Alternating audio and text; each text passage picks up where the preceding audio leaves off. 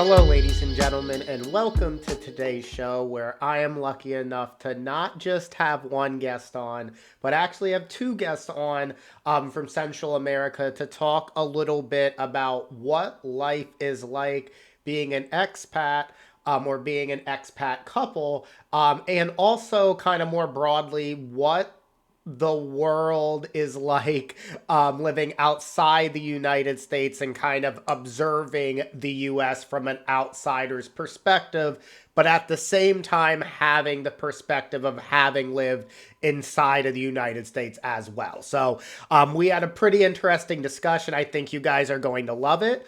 But before we jump into that, we have some important news to get to with our quick hits of the week, starting with the United States entering yet another war in the Middle East.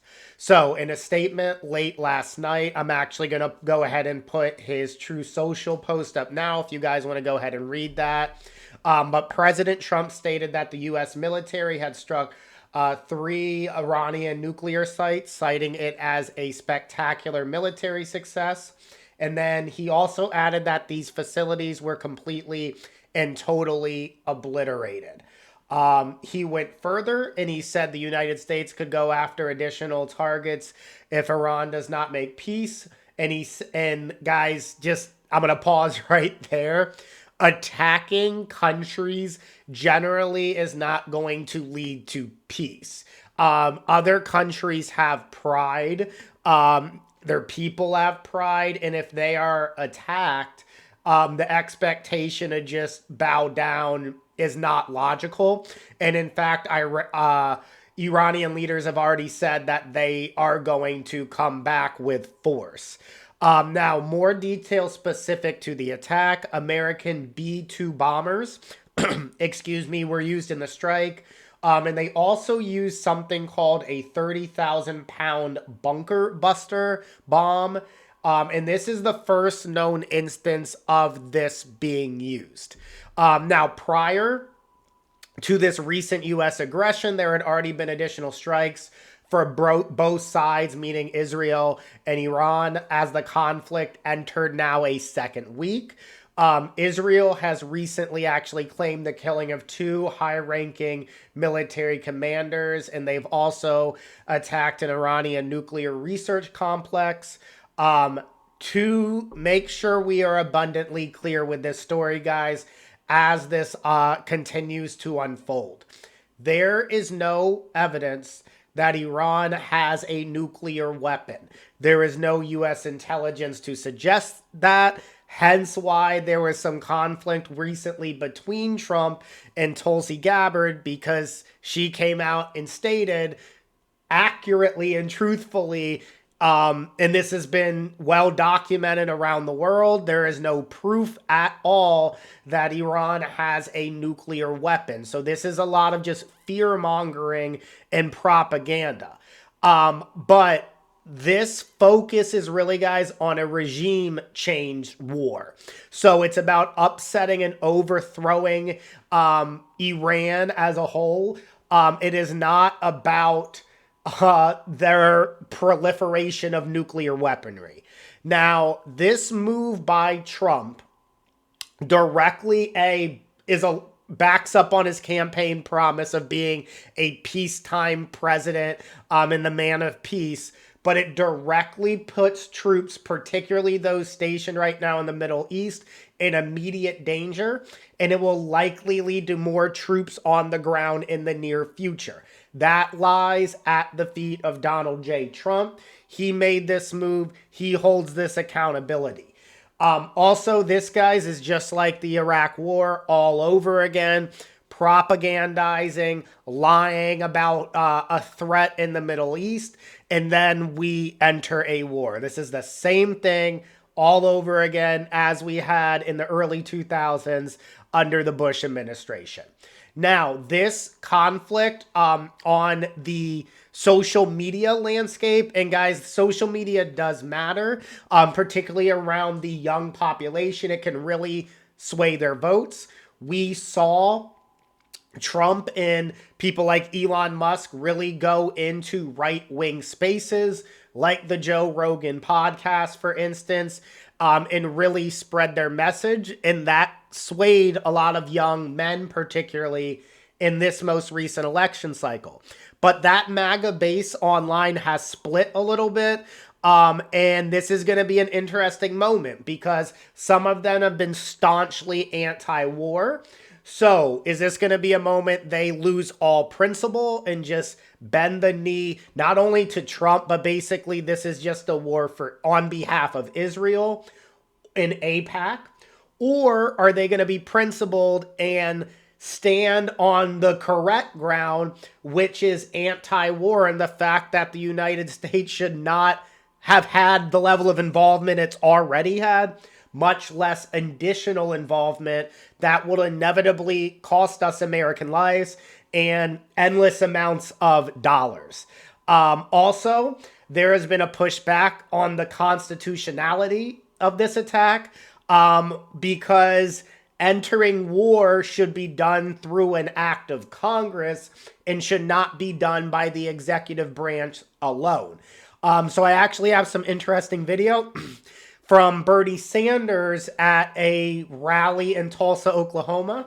Actually lived in Tulsa for 2 years and actually did enjoy my time there, but that's for another podcast perhaps. But this is his live reaction to hearing or to reading Trump's Truth Social post. This is a statement from Donald Trump, quote, "We have completed our very successful attack on the 3 nuclear sites in Iran," etc.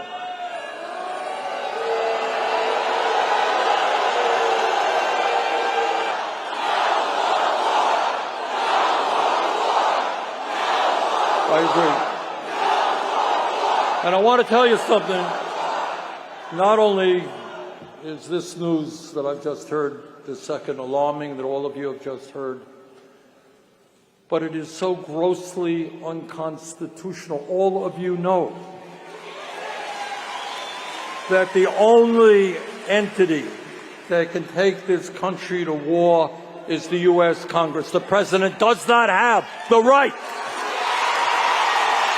So once again, guys, Bernie Sanders pointing to, he's not the only one pointing to this, but the constitutionality of what Trump has done. It's not out of the realm of this administration, obviously, to ignore what our Constitution says. But also, guys, feel the crowd, like very palpable rage towards war. I think overwhelmingly, guys, most Americans at heart are anti-war, and we don't want the repetition of what we've already gone through at potentially much higher or much more significant levels than we saw in Iraq in around 2002, 2003, 2004, so on and so forth and beyond. So we will see where we head forward, but do not expect Iran to just bend the knee to Donald Trump in this administration. Now, guys, before I jump into story number 2, sorry if I'm a little nasally. We had our first sickness in the Jackson household with the little one that spread around. So I'm in the tail end of it, but I'm still a little recuperating. So I apologize for that. But moving on to story number 2, Mahmoud Khalil is finally released. So he has been reunited with his loved ones back in Newark, New Jersey, Saturday afternoon after being released from a Louisiana ICE detention center where he had been for over 100 days since he was disappeared by ICE and put in this detention center, as is course for this administration, without any degree of due process. So just taking people, putting them away, no expectation of actually having a day in court and doing this legally. So he was not only embraced by his loved ones, but there was also a crowd there as he returned home who handed him a Palestinian flag and flowers. But one thing I want to note about this, guys, is the trauma that Khalil has gone through can never be undone. So he wasn't there for the birth of his child. As a father myself, and I hope you guys don't have to be a father to at least try to empathize with how that is really a once in a lifetime opportunity. Even if you have more kids, each one is unique, and to miss that moment, you can't get that back. He missed his first Father's Day with his child, and he had 3 months away from family and friends. And this is all in service of the Israeli propaganda machine that America just buys into time after time, administration after administration. But ultimately, guys, disappearing people like this has really hurt Trump in his deportation policies. It has become more unfavorable than what he started his administration or his second term in office as, which was really a strength. It's actually starting to slip a little bit. Now, I want to finish on a positive note here directly from Mahmoud Khalil. He said he has not been defeated despite the trauma. And he stated specifically, quote, "The fight is far from over. I continue to advocate for Palestinians and for the immigrants who are left behind in that facility." So let the fight rage on for Gaza, for the people of Gaza, and as well people who are being disappeared and put into detention centers without due process, illegally. Now, moving on to story number 3, Trump plans to phase out FEMA after this upcoming hurricane season. So this past Tuesday, Trump said he planned to phase out the Federal Emergency Management Agency after this year's hurricane season. So yet the gutting of another agency. And the goal of this is to gut federal funding, obviously, to pay for tax cuts for the rich. But this would shift the responsibility of disaster relief exclusively to the states. Now, guys, is FEMA perfect? No. Is basically any government agency, other than Social Security, is actually incredibly efficient. But is anything perfect? No. No entity, no business, no company, no agency will ever be perfect. Does it provide, but it does certainly provide necessary coordination, response, and recovery that is now going to disappear after this year's hurricane season.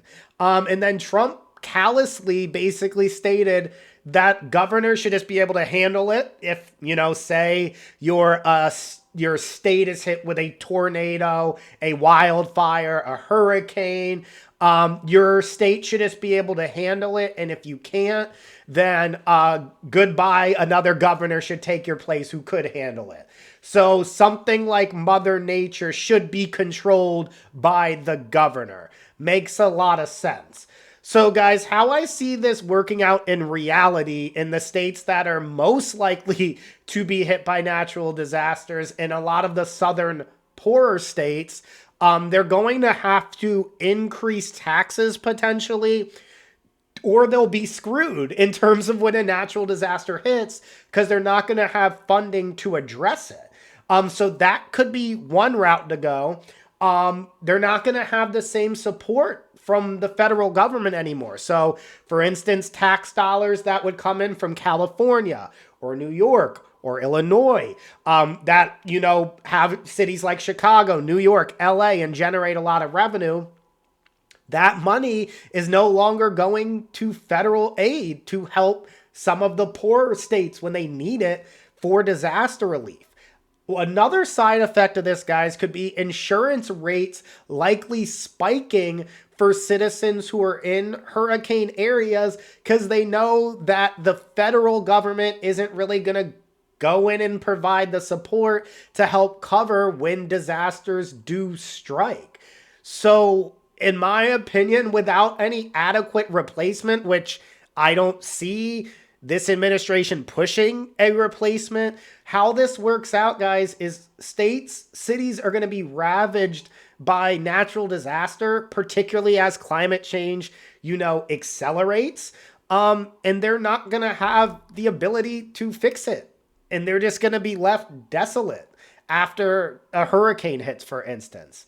One of the things, before I move on to the next story, that will be and will continue to be twisted about this presidency, if you really think about it, is how the policies that Trump has enacted and will likely continue to enact that are harmful will hurt the states that voted for him the most. And all I can say is, like, I am sorry if you were in that situation, that the media did not hold him accountable and did not tell you the truth and let a bunch of propaganda campaign for him, and that Trump lied basically during his campaign. Moving on to story number 4. Trump is backtracking now on his deportation policy. So Trump recently said that he would make exceptions for certain undocumented workers, which is a backtrack from his previous harsh rhetoric towards deportations of all undocumented immigrants to have the largest deportation in history, right? So going from originally, right, he had said a focus was on just the criminals. That's a lot of the propaganda, guys, that a lot of people unfortunately fell for. They voted for it because they're like, okay, he's just going to focus on quote unquote the bad ones, right? That was never true because there were not that many immigrant criminals that matched the numbers he was talking about, right? So that was never true, but he did try to say that from time to time and lie about that. So that was the start. Then it went from just the criminals to anyone who doesn't have proper paperwork, even if they're, long-standing citizens. They've been, hardworking, paying their taxes, doing everything you're supposed to. They just don't have the right documentation. Doesn't matter. Goodbye. To now, he is backtracking and wants to make exceptions for certain immigrants who have been working at hotels, farms, meat packing plants, and restaurants. So why this flip-flop again? By the way, just like his tariff flip-flop nonsense on one of his strongest issues, which is immigration. It's one of the things he does objectively poll the best at. The economy's garbage, his polling, but in terms of immigration, he's still slightly above water from what I've recently seen. That does not mean I obviously agree with the polling, but what people are seeing and how it's being presented, it's still slightly above water. But really, guys, this has to do with the link to this policy and the economy, right? Major employers in the agriculture industry and hotel industry, so some of the top 1% are angry at this. And remember, guys, Trump is heavily involved in the hotel/hospitality industry that employs many undocumented immigrants. So they are facing a lot of financial strain right now. There's labor shortages, right? Costs, therefore, are increasing, and there are delays in projects due to labor shortages. And once again, guys, although the immigration issue is holding above water, polling has shown trends towards declining support in the mass deportation policy. There's imagery, guys, out there of like ICE agents chasing brown people, farmers through crop fields. That is not good imagery for the Trump administration, although that is the reality of what's happening. Raiding school graduations, taco trucks, people actually going to court to try to immigrate into the United States the correct way, but agents waiting for them at the time of their appointment. So all of this is coming together to slip that polling number. So hence also potentially the backtracking. But guys, don't get it twisted. The main reason is the money, right? Trump and the 1%, the elites, they are hurting financially. The second the 1% hurts financially, that is when change happens in this country. Because money rules. That's capitalism for you, baby. Now, in my opinion, guys, with immigration, as I have stood pretty firmly since the beginning here, there should be something proposed in Congress. There was bipartisan legislation that to me was too egregious and went too far, but Trump shot it down just because he didn't want to give a quote unquote political win to the Democrats. But I would focus on a proposal that increased funding and recruitment, for instance, for immigration lawyers and immigration judges so we can get people documented at a quicker rate, because I think it is far more of a documentation problem than us just having nonstop criminals coming across the border as right-wing media would like to make you think. Also, guys, finishing this, you need actually a certain degree of immigration for our country to continue to thrive, particularly consider the birth rates are declining. I do agree the amount of immigration and what we had at the border was out of control. I agree with that. But we need a certain flow once again, and we need a healthy immigration system. And that's just good for the country and the economy at large. All right, moving on to the fifth story. This is kind of a funny one here. This went pretty viral. If you guys haven't seen this yet, I do encourage you to see to go watch the whole interview and interaction. But we have an interaction here where Tucker Carlson basically embarrasses Ted Cruz from Texas. Ted Cruz is an incredibly unpopular politician. I think he's even generally unpopular amongst Republicans, but he somehow keeps getting reelected cycle after cycle. But he is someone who was anti-Trump. Trump even called his wife ugly. And then like weeks or months later, he was then phone banking for Trump, begging people to support him. So that's the kind of like a slimy politician Ted Cruz is. And there's stories like that. You can read more about him if you want. But this exposed how little Ted Cruz actually knew about Iran, a country that he wants the U.S. to invade, and he must be giddy over himself with what Trump did last night. But here, I'm going to play some of the highlights of this interaction. How many people live in Iran, by the way? I don't know the population. At all? No, I don't know the population. You don't know the population of the country you seek to topple? How many people live in Iran? 92 million. Okay. Yeah, How could you not know that? I don't sit around memorizing population tables. Well, it's kind of relevant because you're calling for the overthrow of the government. Why is it relevant whether it's 90 million or 80 million or 100 million? Why is that relevant? Because if you don't know anything about the country... I didn't say I don't know anything about Okay, what's the ethnic mix of Iran? They are Persians and predominantly Shia. Okay, it's not even... You don't know anything about Iran. So guys, I'm obviously no fan of Ted Cruz. I led into the video making that abundantly clear. So I'm glad he got his comeuppance here. But in reality, guys, I'm going to be honest. Many of our lawmakers outside of Ted Cruz would have been just as confused by the line of questioning that Tucker Carlson proposed. And you may ask yourself, wait, how? They got to Congress. Guys, our representatives spend a majority of their time fundraising to get reelected, right? Because money wins elections. So they go to their rich donors and they serve them to get money from them to get, $100,000 donations, $300,000 donations, right? It's a lot easier to try to go to one person and appease them or one corporation than to do the grassroots effort to get $5, $10 donations, right? So they appease those individuals. They are not working hard, reading and crafting legislation. Often they don't even write the legislation. They don't read the legislation, right? That's been documented. They think their job is to do photo ops, fundraise, and do performative acts like this is a reality TV show. That is what Congress has morphed into, and they don't do their basic functions of their job often.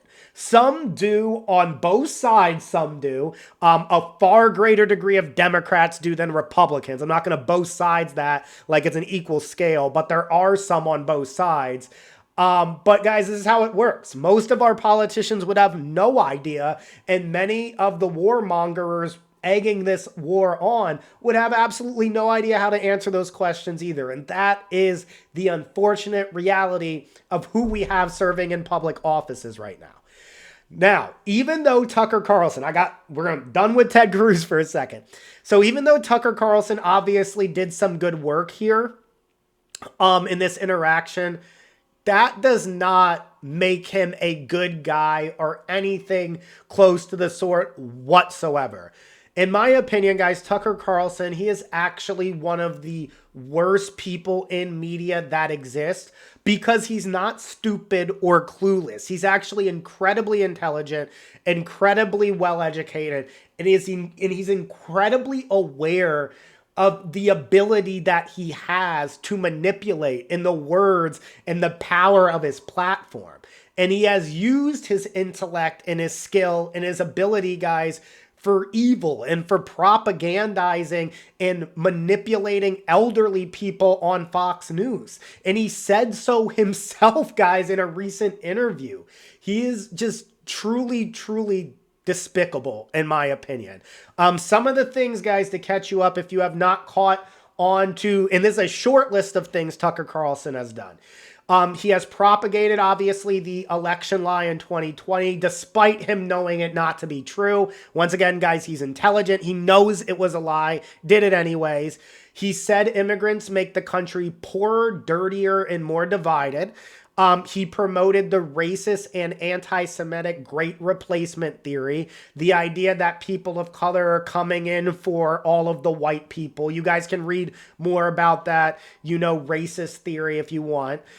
He spread lies during the COVID-19 pandemic, during the height of the pandemic that inevitably led to people getting more sick than they needed to and other people potentially dying who didn't need to due to his lies about the pandemic. He lied nonstop about the realities of the January 6th insurrection. And then last but not least, this is a classic. He called Iraqis semi-literate primitive monkeys. So do not get this twisted, guys. If this is the first time you're seeing Tucker Carlson, do you feel like he's enlightened and a great person to follow? No. He's manipulative. And he's one of the worst people in media. And his intentions are not good. Okay? All right, so that wraps up our 5 quick hits of the week. I'm going to jump ahead and do a little introduction until today's interview. I think you guys are going to really enjoy it because I think it speaks to a lot of us who maybe have a little wanderlust or are just curious to get a little glimpse of what it may be like to be an expat around the world. And particularly with Americans' now involvement in yet another world in the Middle East that could escalate. We have different leaders around the world chiming in. Many of us may be looking logically elsewhere to call home, at least for the next few years. Or maybe there are other reasons you may be considering leaving the States. So data does show that people aren't just talking anymore. They're actually leaving the U.S. at higher rates than in recent memory ever since the handling of the COVID-19 pandemic. And to kind of escalate that further, searches for immigration from the U.S., so leaving the U.S., also skyrocketed by 1,514% after the results of the 2024 election. Now, the reasons people are leaving the United States are varied. We're going to hear a little bit about why our 2 expats decided to settle where they settled in a little bit. But the list could include cost of living. You guys know it's very expensive to live in the United States. Even if you're living in one of the quote-unquote cheaper areas, still cost of living can be really challenging for families. Healthcare expenses, right? We're one of the only countries, like the only developed country without universal health care. So if you get sick in the United States, you could just go bankrupt. That's how it works. Work-life balance. We are one of the countries, guys, who I think we have the least guaranteed days off. That includes too when Starting a new family, we're not guaranteed leave. Another note is social issues or / political instability. Greater tax efficiency in other countries is also noted. So, guys, other countries are actually, in some circumstances, taxed higher than us, but their citizens report higher levels of happiness because those taxes don't go to things like bombing kids in Gaza or engaging in wars that we have no business engaging in, right? Or, funding billionaire or billion-dollar company projects, right? They go into healthcare, they go into building new parks, better infrastructure, better public transportation, cheaper or free college, things like that. So taxes aren't as ugly as a word because it's used more efficiently. There's also other notes are affordable education. And I did want to note the place that people are moving to most from the United States, if they're emigrating from the United States, seems to be Europe. So to help me unpack all of this today will be an expat couple who has traveled all around the world, really, but they've actually decided to set up shop in Costa Rica. So I'm going to throw it ahead to that interview. Enjoy. All right. I am lucky today because I am joined by not one, but two guests, and they are honestly two of the best people that I've ever had the opportunity of meeting. Guys, I don't know if I've told you this, but me and Amanda actually have talked about you guys being some of the most comfortable people to be around. I think welcoming is not strong enough. So I'm just excited to welcome Callie and Aaron onto the show today to talk a little bit about their travels. And they currently are actually living in Central America. So I want to jump right into it, guys. I'm actually jealous of all your travel on your Instagram page. I know there's a lot of flags from all over the world. So Callie, I want to start with you. Where are some of the places you have traveled, and then some of your favorites and least favorites, and why? Wow, that is such a tough question because, like you said, I've been so fortunate to travel to so many different places. Um, but the place that I think about often and the place that I would go back to is Thailand. I mean, it is a stunning country, beautiful people. The culture is just so different and unique compared to how I grew up in the Midwest. And so having the opportunity to go there 3 times is amazing. Um, and the food, I can't Thai food is my favorite food. It is delicious. And so for me, um, I learned to go scuba diving in Thailand. Just a lot of fun memories there for sure. And you mentioned, before I go to Aaron and ask a similar question, you mentioned a lot about the culture. So what specifically about Thailand and the culture really drew you to there? I remember in my first trip to Thailand, it was one of my first trips even abroad. We had been living in Dubai for like 3 months or something, and we were so excited to travel for our first winter break, right? Because we're on the school year calendar, so we get to have a long winter break.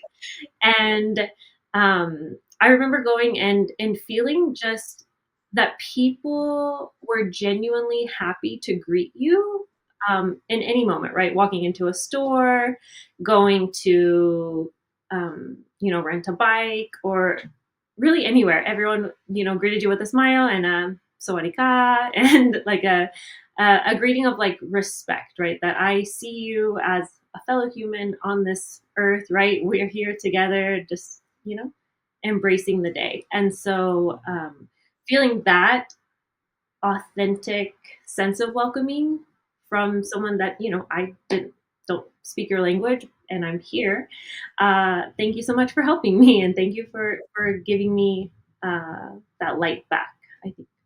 And that's definitely, I think, different vibes than we get in most places in the United States, definitely most like major happening cities. I think it's kind of a cultural taboo in a weird way in the United States if you're kind of walking down the street of New York City to even say hi. It's got like kind of entirely different. So thank you for sharing that. Aaron, my bearded brother here. By the way, thank you for keeping the beard. I was concerned you were going to come on and it wouldn't be here. But same question to you. What are some of the favorite places you have been to, or maybe some least favorite, and why? I think most favorite, I would go with quite a lot to pick. I think Sri Lanka kind of stands out for me because it was kind of an unexpected trip. It was through Week Without Walls, through our international school program, and went with a few sixth graders, and it ended up being such an amazing trip. I didn't know much about the country, but it was wonderful. We got there, the people were great, food's amazing, the landscape's gorgeous. We had gone right after actually the big tsunami that had hit, so it was pretty challenging to see kind of the devastation like at some parts of the island, and to see how our students were able to kind of work with that as far as it's kind of seeing that firsthand and having listening to stories and all that. So it was a pretty impactful trip, I think, to see my sixth graders who were from Dubai and were from very privileged places, who were kind of, some of them were a bit very, very privileged and showed it. And for them to kind of enter those spaces, we went to a place with less fortunate students as well to kind of help them. They were handicapped and weren't able they were kind of left from the community. So there was a house there for them where they were supported, and our students went there and kind of played games with them, and it ended up being such a beautiful trip. And went back again with Callie for spring break after that. So she was a little jealous of that one. So yeah, Sri Lanka, a wonderful place, really, really delicious food as well. So don't forget that. I love that both of you mentioned the love for food in one of your main reasons. You guys got food is attached to my stomach and my body almost directly. There's no, like, I don't have a complicated system happening. It's just there. So I got to check those places out. You guys ultimately, though, ended up in Costa Rica. So Aaron, I'm going to start with you this time. What led you, I guess, ultimately to, I guess, settling down in Costa Rica for the most part? What led you guys there? I think it was a bit of a Goldilocks situation for us. It was our third international school, so our first one was Dubai, then went to Ethiopia, and then landing in Costa Rica was kind of a nice little like sweet spot for us. Dubai was one extreme, Ethiopia was the other extreme. Costa Rica is just kind of just pleasant spot in the middle, as far as all the pros and cons that we were kind of going through for where we wanted to go to our next school. And yeah, just it has so much to offer. It's hard to want to leave when it's just very easy living. Like it's a beautiful country to live in. Everywhere you look, it's just mountains and greenery, and the weather's in 70s most of the time. There's just there's beautiful like wild parrots everywhere, right? Like just flying by. It's just like, oh wow, look at that. We live in paradise. I remember one of the things I talk about also with Amanda is when we visited you guys, she was just so relaxed. So like things where I would normally have to kind of be like, are you, ask a question a little hesitantly. She was just like, things are good. So in being there, I think we were there just under 2 weeks. We felt the relaxation from the environment and just the different vibes in that short period of time. So Callie, I wanted to also throw it to you. Anything else you wanted to add about kind of Costa Rica and why you guys decided to call that your home? I took notes about everything I love about Costa Rica, and I got them. But I want to echo a bit about like the climate and the natural beauty in this place, right? It is a tiny, tiny country. It is only like the size of Denmark or West Virginia in size, and but a population of like 5 million, right? And so something that I feel Costa Rica does really well is preserve their natural beauty and highlight their natural beauty, right? Like tourism is one of the main um, drivers of the economy, right? And so, people are very proud that it's their geography that's bringing people here, right? Um, and then, like almost 100% renewable energy. There's no army. Um, there are 5 free public universities, right? Education is free. There's socialized medicine. Um, things they've had that are considered super, like, crazy in the United States, although a country like Costa Rica, which you mentioned is pretty small, doesn't have the same resources, seem to have figured those things out. So didn't mean to interrupt, but go ahead and continue. No, yeah, but I mean, it is that, right? It's like, okay, Costa Rica is small but mighty, right? And as far as what they're able to offer as a model for the rest of the world when it comes to democratic processes, right? They don't run on a 2-party system. There are like 15 recognized parties that can run in any election. And the diverse perspectives that you can hear, and the way that, we, for some reason in America, believe like in capitalism and free market, right? But if you only have 2 options, that's not so great for expanding innovation and expanding ideas and really like solving problems, right? Yeah, Also, I like to say the United States really has like fake crony capitalism, right? They don't have like capitalism in the authentic sense that people like to phrase it, where if you just pick yourself up from the bootstraps and just work really hard, you'll be a millionaire. We know that that's broken. That's not how it works. So you need those social programs to provide people with the ability to actually have boots to lift themselves up. But if you don't have like socialized medicine and you have diabetes and you can't afford your insulin, that's not freedom, in my opinion. So yeah, I 100% am there with you. What are some though, I guess, can you break down a little bit more of that 15 party? Because to me, I did not know that. And that is so interesting to me. So I guess when you guys do vote or participate, what does that process kind of look like? mm-hmm. So And either of you can take that. Sorry. we're not citizens, right? We work on Right. like a permanent working visa, so Right. we can't participate in elections, but we actually there's elections coming up. Wait, sorry. Non-citizens can't vote and participate in certain things. I think that needs to be communicated to the United States that citizens or non-citizens don't have certain, like, they don't take benefits from the government, certain things like that. Just putting that out there. Sorry. You're making good points in such a good compare and contrast that I feel like people don't understand this. So go ahead. Mm-hmm. Mm-hmm. No. It's just that, yeah, there's an election coming up. The president is nearing the end of his term right now. And so we're starting to hear a lot more about the different parties and what they're putting on offer for the next election coming up. And yeah, there are, not to just paint everything with rose-colored lenses, because there are a variety of issues that Costa Ricans are very concerned about in this upcoming election, and some policies that are divisive here. So, but again, I feel like more parties, more opportunities to be creative with that problem solving. I don't know if Aaron wants to add anything to that.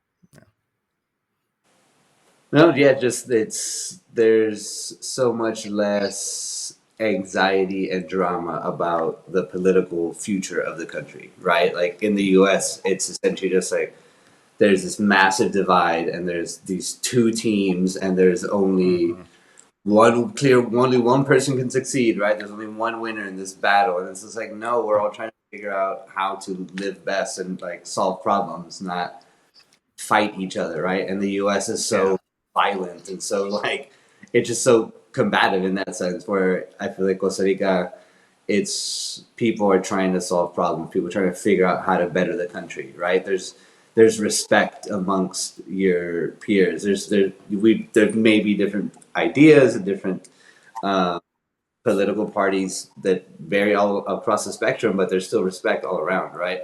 Where in the U.S. it's just become such a disgusting just fight, and it's just like, what is this? It's such a spectacle, and it's so it's just such a drama, anxiety-inducing drama, right? Just constantly figuring out on the news of like, okay, well that's the Democratic norm gone, or that's now collapsing, or oh that's now that. Like I can't. Yeah. That doesn't happen here, right? People are we can have a democracy by the end of the year. No, that's not a concern here. Yeah. Right. And that, like, as someone who had just, like, I've been politically engaged, I would say, honestly, COVID for me, just because of the time, like, allowed me to kind of really figure out. But you're 100% right. It, like, as someone who I feel like is more informed than the average person, what I see from, like, a perspective is it's teams. It's not solving problems. It's I rep this jersey, I rep the R, I rep the letter D, and that's just what I'm going for. But people aren't reading what their constituents or their representatives are trying to do, so they have no idea what they're voting for. And I don't know how close you guys are following US politics, but now there's a stream of Republicans coming out and just saying, oh my bad, I didn't read the bill I voted for. So not only do the people voting not necessarily know what they're voting for, our elected representatives now are saying, oops, I didn't read what I voted for. That will now impact my constituents. So that's happening in the United States. But what I want to transition to is kind of looking at maybe some negatives from living in Costa Rica, because every country has their give and take, right? Like I like potentially Sweden or Switzerland, but I know there are certain issues there as well. So I guess, what are some of the downsides you guys think about when you're living in, and there may not be that many because you guys look outside and it's beautiful, but what are some of maybe the downsides you guys do face, particularly compared to your life and when you experienced when you lived in the United States? And Aaron, you can start off with this one. Okay. There's at least one. Yeah. I got it. It's a silly one for me. It's not huge. It's just food wise, it's not very international in its offerings, right? Like San Jose is a big city, but it doesn't have the full range of I guess big city food international options, right? So if you want to get some butter chicken, you may be a little out of luck. Yeah, there's one option, right? And it's just okay. There's just it's just limited food options. And that's such a petty, silly thing to complain about. But it's just I just miss we were spoiled in Dubai, right? And Dubai had the best food from all around the world, and it was awesome. And you can order it on your phone to your house, easy peasy, everything's super simple, right? And then being here and it's oh man, sometimes I do just want to order something random like that. And just you don't have that here, right? There's a few options here and there, but it's just a lot. Yeah, just a lot. Yeah. It's not as international. Not as international. You're gonna have American fast food options and Costa Rican options. One Italian spot, one sushi spot. Right. It's Got it. All right. So, but I don't want you to undersell that. Food is, like I said, we've been talking about this. I should rename the podcast just a food situation, but that is important. Callie, what about you? What are some things maybe you miss from the States? Miss from the States. Ooh, I think infrastructure. And maybe that's, I don't know, that might be a hot take, but every day we drive 5 kilometers to work and it takes us 30 minutes because we are on such a main highway that is only 2 lanes. So it is usually just slow going. And that happens, going pretty much anywhere. Like traffic is a major issue. The roads were not made for as many people to have cars as they do now, right? And so traffic I again, like traffic in the US, I know there are places where it is the same and or worse. But in general, right, if I'm thinking about living in Texas and living in Ohio, there was space for more cars and you could get places faster. Got it. Yeah. So what I'm hearing is kind of getting around can be a little difficult, but because you guys live in such a nice location, there maybe isn't even that much of a need to travel and go as many places as often. Is that an accurate description, or do you guys kind of just deal with the difficulty of the travel? I mean, traveling around the country to get to the beach, to go to the mountains, right? It's a commitment of time and a little bit of a test of your bravery sometimes. Um, just single lanes on mountain roads. But in general, right, like day to day, right? Day to day, we live still walking distance to a supermarket. There are gas stations nearby. There are things like everything that we need that we don't have to brave the traffic all the time. Um, and and yeah, I mean, like living in a small country where historically everybody kind of just like knows each other or knows your family, like truly. That's how it feels, is like when we talk to colleagues or something, they're just like, oh yeah, well that's my cousin, and she lives next door to this person, and it's just like the connections just continue and continue. And something that I have found is a little more challenging here is like whenever you need to do any kind of like paperwork, bureaucracy, like you can't just like fill out a form, send it, and then like it's going to be done. Like you have to go have like FaceTime with people and ask about, their day and their sister and their mom, and it's very relational, right? It's a very relational culture, which is nice in so many ways. Maybe not efficiency, but efficiency is such a like ugly word right now anyway.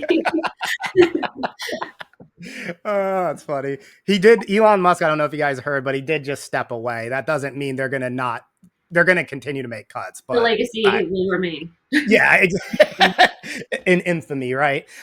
So I want to transition, guys, to this next part. This is something like that I don't know. I've just been really thinking about recently since starting this podcast, is really like American ignorance, in the sense like when I like going to school, you guys like probably had a similar experience, but it's like, you're sitting there, it's like, I pledge allegiance, and you're sitting there and you're kind of taught like through, not directly, but through lessons like America is the best because of freedom and these things and all of these great innovations.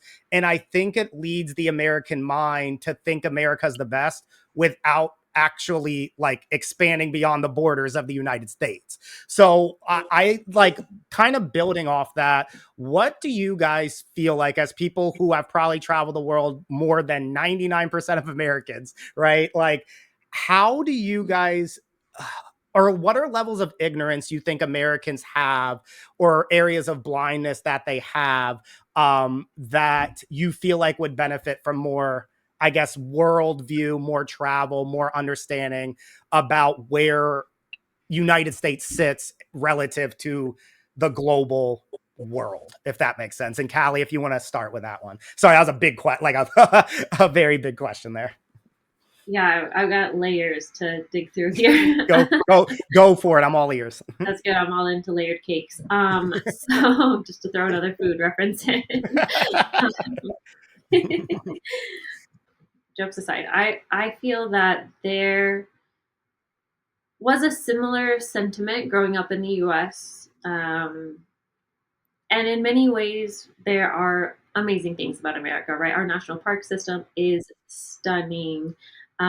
We've done a lot to advance like human rights and human rights issues around the world, right?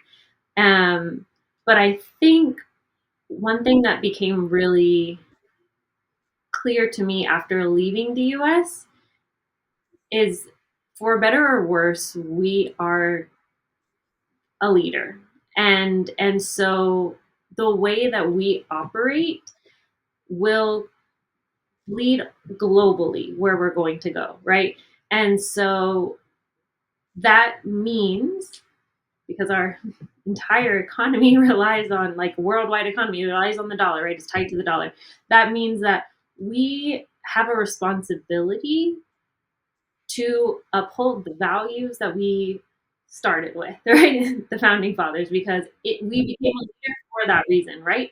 And so seeing how other people view the US, and how when we don't do the thing that's right, we don't do the thing with integrity, we don't do the things with a mindset of, we want, if we succeed, we all succeed. If we don't have that mindset, then other people are looking at us like you guys are doing it wrong, and we need you to do it right, because otherwise we have all of these bad actors that are going to come in and take advantage of that, right? And I guess I'm trying to say this in the most gentle way possible, right? But there are so many corrupt politicians and governments around the world that are looking to the US to say, how can we go and how do we make decisions for our country so that we can be wealthy, because we want to be wealthy like the US, right? And so if we're piling on human rights issues, if we're piling on just sweeping things under the rug, and women's issues, and the list could go on, right? But if we're just saying the most important thing is to be wealthy, and this is how you get there, regardless of how you treat anyone, regardless of how you do anything else, right? Every other government around the world is saying, what do we do? Right? They are feeling like you are supposed to be the model, you are supposed to be the leader, and you're doing it wrong. And it just raises the level of anxiety everywhere. And I don't know if I'm on the right track with what I'm saying, if it's clear, but I don't know. Maybe Aaron wants to jump in on this. Yeah. No, sorry, Aaron, real quick before you go. No, I think that made perfect sense. And I think one of the things that I agree 100% with is that kind of you're stating we work together so we all succeed. But what the United States is doing right now is they're just actively letting groups of people suffer. And it's the groups who need the most support, resources, rights. They don't things like that. And what I'm hearing from you then is, the best nation, or the most influential, I think is the best way. Nation is doing these things. And if other countries are looking to them for guidance, that could have a potential trickle down effect across different countries. Got that? That makes 100% sense. But yeah, Aaron, I know that's a difficult answer to follow up I on. just want to add one more. Yes, Sorry. absolutely. Yeah, no. Just to clarify, or just to add on to that, is that I could say that when I was living in the US, I didn't really follow global news or global politics as much, but everywhere else is following what's going on in the US, right? And so that awareness of our interconnectedness, I think, is just so much stronger once you leave the US, and how influential, like you said, we are. So no, I agree 100%. One of my areas of weakness, and one of the reasons I don't I try to not come on here and say things that I'm not confident in, that I did not read, that I did not research. One of the things I'm not very aware of, and I think it has to do with growing up in the States, is international, other countries. I have to do a lot of thorough research, because it just wasn't ingrained through education that other countries really matter that much. In my schooling, and obviously that's not true, but it's that American exceptionalism that's kind of drilled in. But Aaron, I know you've been patient, sir. Thank you. Go for it. What are you thinking in terms of this? I guess I'm thinking in a way to show ignorant Americans that America isn't the only country with freedom, right? I know that's still this weird thought that America's the only country with freedom. It's the only country that has rights. And it's just, I think there needs to be, that's what is so important about international travel, right? As you see other countries, you see what's happening in their world. and you realize like, oh, they're doing it better in other countries, right? And it's like, oh, okay, that's something that can be brought back to the U.S., a way to better the country, as opposed to like hiding other countries and like just saying that, oh, Europe is all just immigrants that are destroying and raping everyone, and it's this horrible cesspool and it's terrible, right? And it's just like, depending on your media, you're gonna think that the rest of the world is just this dark, scary place, and America is the only shining light, right? Like, there are plenty of amazing places around this world that are just, yeah, night and day better than parts of the U.S., right? So I think there needs to be that for people to realize like, oh, this isn't it, right? There are other ways, and there are things that we can do to improve what we have.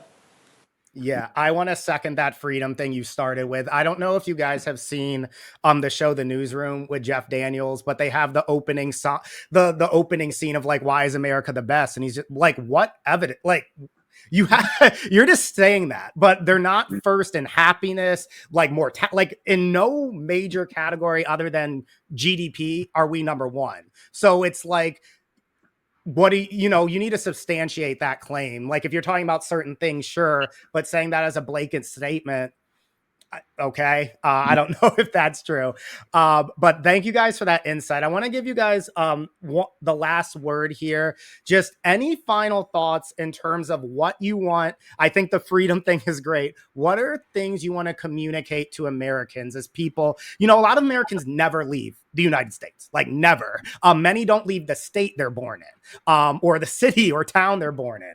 So what do you want to tell people like that in terms of like the national stage, and what are some things they need to be aware of? And Callie, I will start with you, and then Aaron, that leaves you with the very last word, so prepare yourself, sir. Callie, you could go first. Yeah, something that I was thinking about, right, is just my friend always says like there are many lives worth living. And so just because you don't want to or you don't have the opportunity to travel outside of the US, that doesn't, that's not like a negative thing. But what that does mean is that like you have an active responsibility to build your awareness, to be an active citizen within your country, right? There are people in America from all around the world who are affected by decisions that you make. And the decisions that you make are within your community, right? Like just looking around and saying like, okay, well, what can I do to make where I live better, right? And that will continue to ripple out and out and out. And I think that that awareness alone is going to make a positive impact in the US, and yeah, eventually it will reach all of us. No, I love that, because often I think individuals don't realize the power that they have. Like people always are trying to figure out, how can I make a change? Well, you can start locally in your neighborhood, and figure out ways to make impact there. And I think like part of the reason, once again, on this podcast, just using your voice, like sharing it. I know I've now been talking to people who I haven't talked to in years, because they just want to hear more, talk and workshop a little bit about where to move forward. So I love that. Aaron, what are your thoughts, sir? Oh, I think I would say to care, to be informed, to be a part of what's happening. I think there was a lot of why we're here is because so many people didn't go out and vote. So many people didn't go out and say anything, right? Yeah, just to stop you right there. I don't think people know this, but like a third of registered like voters don't vote. Like our voter turnout in the United States is disgustingly low. Now there's a part of like voter suppression that actively happens, but there is also a level of just like people don't understand like what you guys are trying to communicate, like the importance these votes hugely matter, and no, like both sides aren't the same. Yes, both of them do terrible things, and unfortunately we don't have 15 different viewpoints like you guys have to vote for, but I love you guys pushing the idea of awareness and engagement. So sorry, I just wanted to mention that. Yeah. Because yeah, exactly that, right? Like we need to be in full awareness of what's happening around us. Like the fact that you have so many different media options and so many of them are telling you completely different realities, right? Like people need to be aware of why that's happening, right? Why are they so polarized? Who are the people holding all the strings, right? And I think that's what we need to start having conversation and spark change, right? If we're all just going to be like, it doesn't affect me, or just indifferent or apathetic about it all, then we're going to lose the country. Like we've already lost so much in these 100 days, right? Like that have passed. We have so much time left, and it's we can't be numb. We can't. So much to lose. There is like it's true. It's so true, right? It's like if we just like allow them to take, they're gonna take it all, and we're gonna be left with nothing. And it's just like people need to be aware of like, hey, like wake up. This is what's happening. What are you gonna do about it? Midterms are. Yeah. And I think midterms we have even lower turnout than the presidential, but that fills the house, like the House and the Senate. Like those are serious elections as well. But thank you guys so much, for taking the time and doing this when you could be enjoying the beautiful nature that you guys have in Costa Rica. You hopped on a screen to talk to me, so I really appreciate it, guys. And maybe I'll have you on again in the future. Maybe? Yeah, we would love to. So great talking to you. Love you guys. Thank you so much. So guys, that wraps up the interview there with Callie and Aaron. I really enjoyed talking with them. I hope you guys enjoyed their perspective as well. Please let me know if you have any questions for them, any further topics you may want me to have explore with them. They will likely be on again if I ask them to. So if you have any questions for the couple, please let me know in the comments below, or you guys can email me if you have a longer form question at tjacksunpacks@gmail.com. I think, guys, the more we have these conversations with just, every average day people, and that's not meant as an insult at all, being, you know what I mean, guys, not the rich, not the elites, not just the politicians, right? Like people you'd walk into on the street, the better we can come together and find more reasonable solutions that can really impact not just the United States, but the world at large. All right, so my shout out of the week is going to plastic bag bans and fees. Kind of a weird shout out of the week here, guys, but a recent study found that shoreline litter was slashed in almost half, where policies were in place to ban or have a plastic bag fee. So the introduction of fees or bans has led to a 47% drop in litter along the coastlines and beaches, according to two scientists at two separate universities. And guys, the study seems to be repeatable because there were similar results found in Europe, where beach litter fell 30 to 45% across European beaches in the last decade when implementing similar practices. So this seems to be a pretty insignificant societal change, right? Meaning it doesn't make our lives more difficult, but it clearly has a huge difference. So reusable bags, guys, clearly the path forward, makes 100% sense to me. And it's a very, very minor inconvenience, right? Now, I do need to say we need to improve, though, the reusable straw game. It needs to match the ease of these reusable bags, because right now, the paper straw game, guys, it ain't quite it yet. Now, I will use it, right, for the environment. I'm there with it. But it dissolves if you don't house the drink in like a minute or two. You're going to run into problems. So I get the kind of pushback with those. So technology, do your thing, fix those paper straws. And I'm going to leave you guys with an international vibe for today, thinking back to my 10 days spent in Costa Rica with the lovely couple I just interviewed on this episode. We're going to leave you guys with Could You Be Loved by Bob Marley. Thank you for watching and being part of a growing progressive community. Please make sure to like, share, and subscribe. And if you have the time, check out some of my other episodes you can see around me.